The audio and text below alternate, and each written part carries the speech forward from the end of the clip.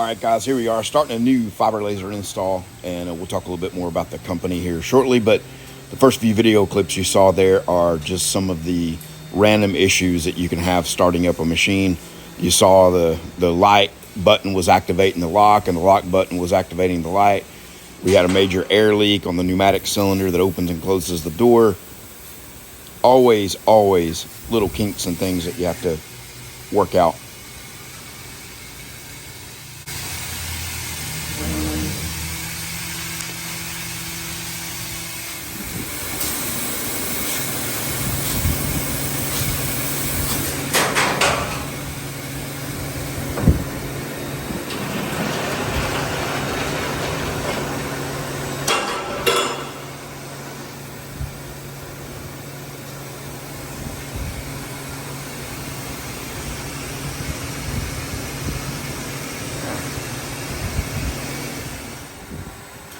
So you saw that first piece that dropped out of there. This is, pretty typical. Like, your very first cuts are not going to be that great. So you got to really refine and fine tune the cut quality and get things dialed in. And, so I'll show you some of the good, some of the bad.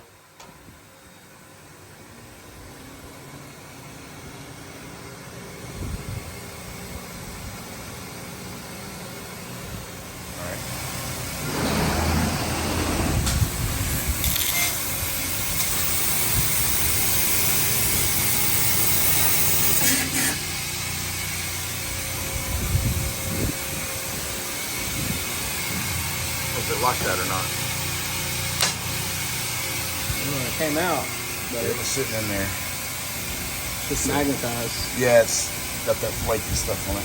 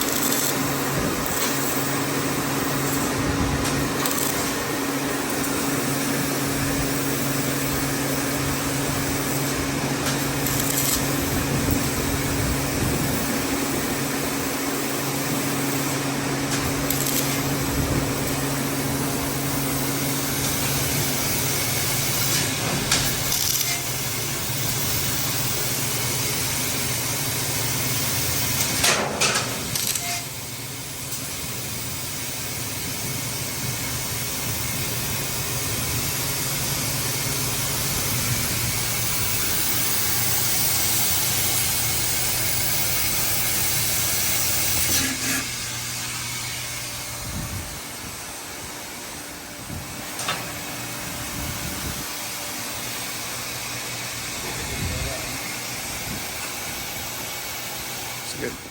So you're looking at Jacob Lane and his dad here. They run multiple businesses out of this one facility, and they kind of share some hardware and share some resources, share the facility, but then they have different products and businesses that are branded differently. So it's a pretty neat working relationship that these guys have here.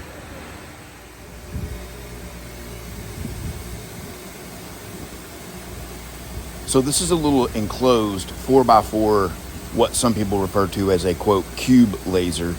It's a 1500 watt power source, and this is a single phase machine. So very great for, small production runs, light industrial work, prototyping work.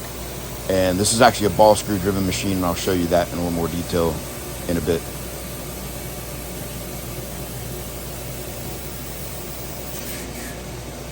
Oh, we didn't fix the micro joint shots. As soon as I hit start, I didn't fix that. I'll just let it run. They would have dropped out, but they're on a... Oh, they're on a slat? Yeah.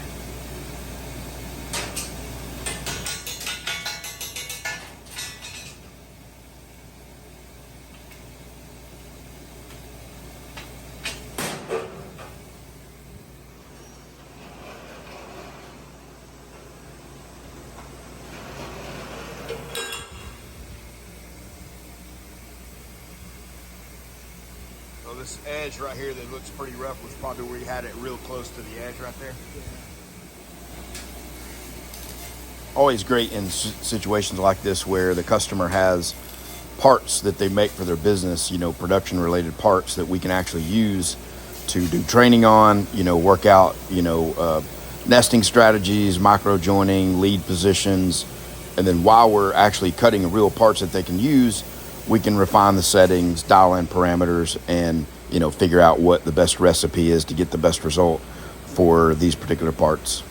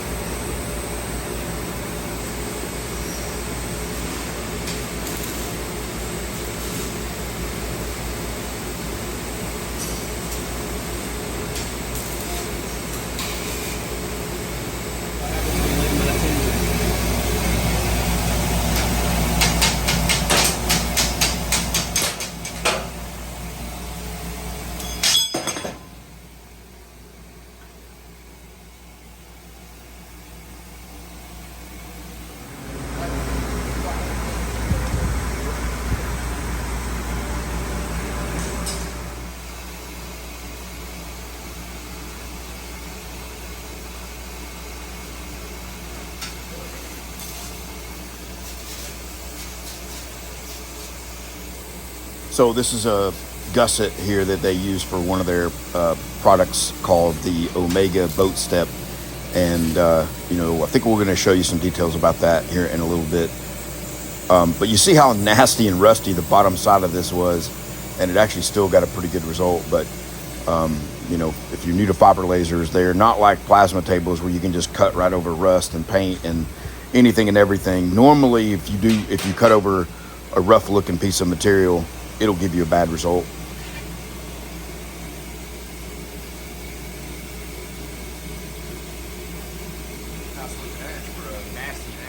Go ahead. How's it? This is over in Athens, Tennessee, which is the eastern part of the state. And this is pretty neat. These guys, Jacob and his dad, bought this old textile mill and, converted it into their shop. Pretty large facility there. I mean, relatively speaking, I think it was maybe 15 or 20,000 square feet, something like that.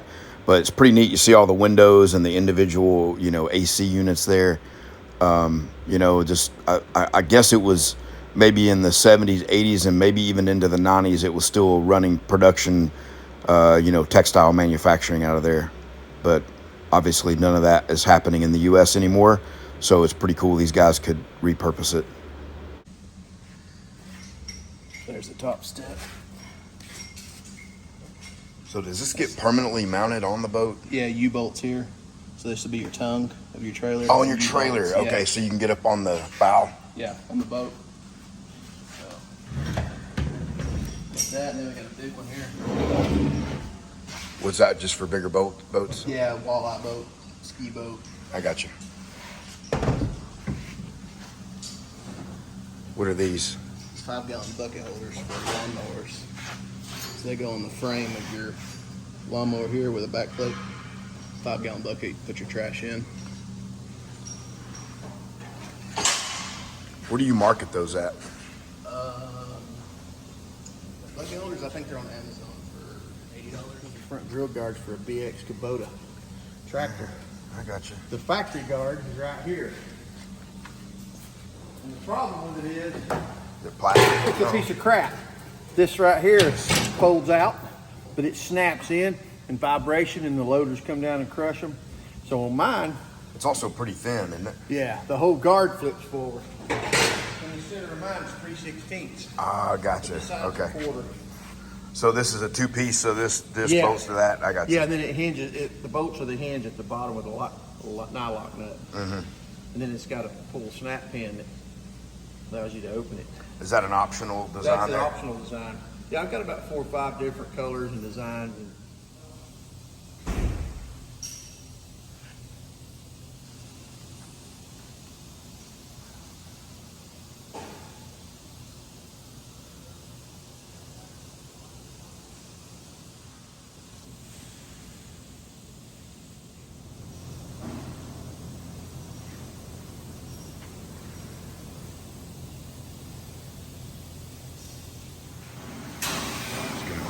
start up here.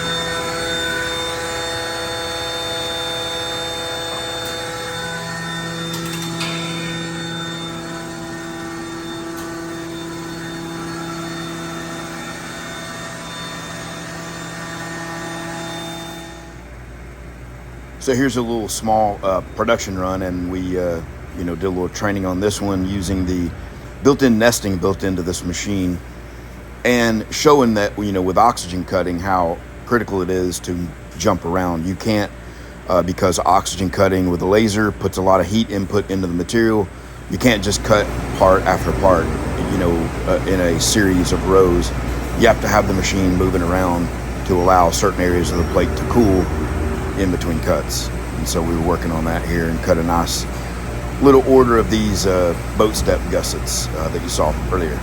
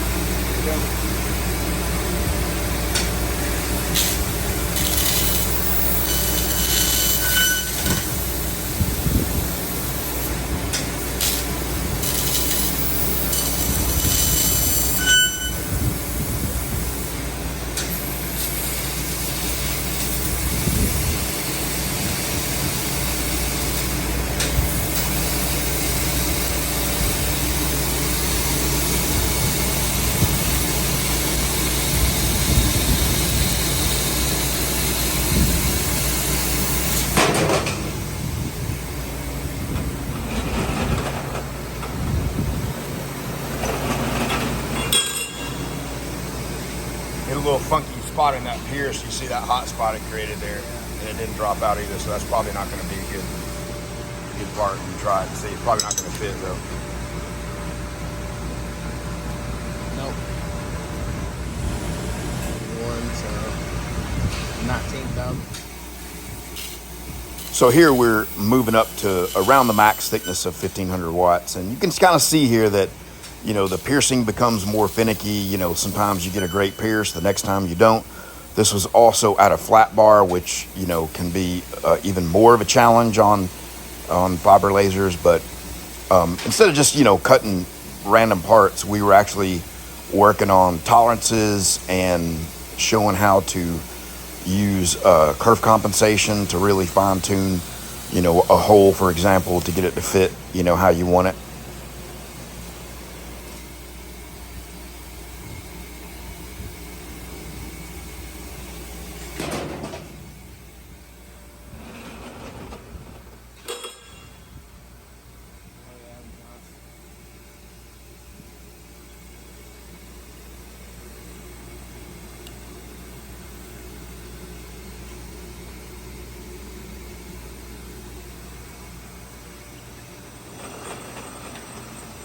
I think if we compensated it more, it's going to be, it's going to not fit. So this should be 1.75. That's it. All right. You still got pre-pierce on, right?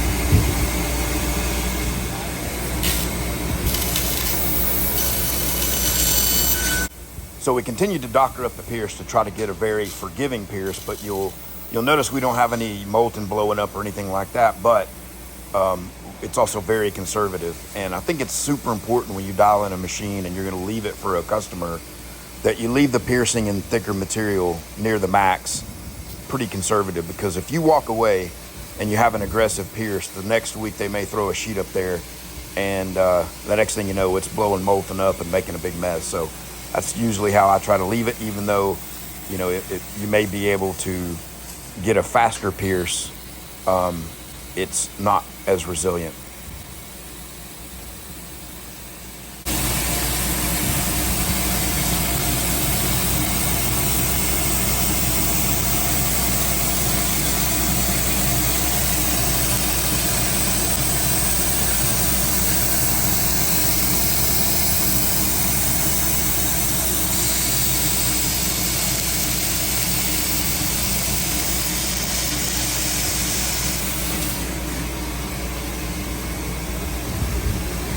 Kind of gave us a hot spot in the Omega, but still pretty cool, huh?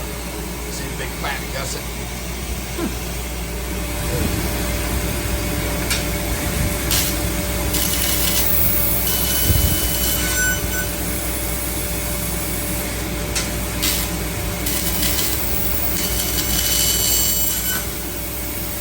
Little hot pocket there.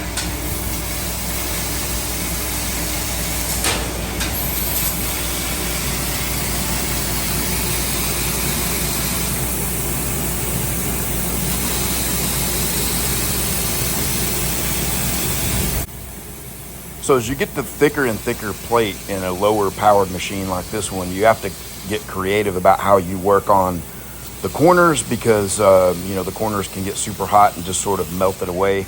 And so you got some options, and we were just showing ring cut here to try to preserve a sharp corner.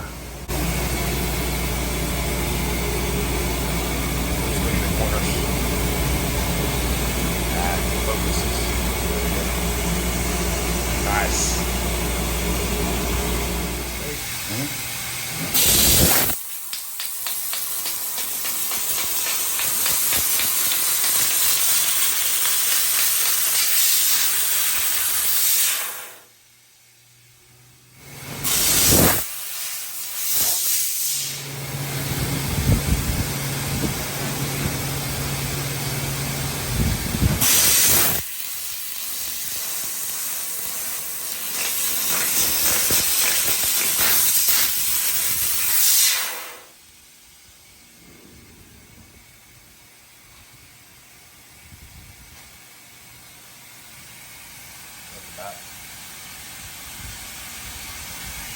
Can't tell which is which.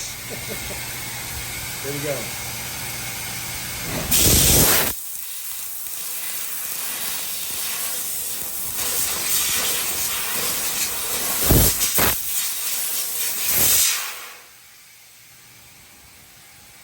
It's likely to be a little fragile, so.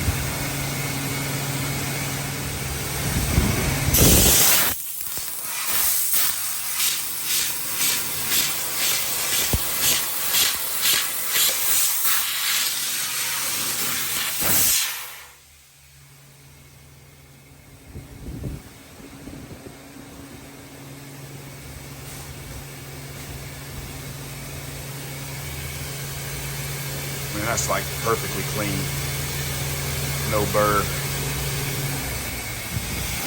So most of the fiber lasers are rack and pinion driven, and have a helical gear and rack mesh setup, and really can support just a crazy amount of acceleration rates and rapids. This machine is ball screw driven, so it's a little bit more limited in its speed and rapid ability, but it makes up for it in precision and accuracy. These ball screw driven machines are commonly used in jewelry making, where you need really super precise fine details and accuracy and speed. So there's the ball screw that you're taking a look at right there. So no rack and pinion, ball screw, ball nut driven machine.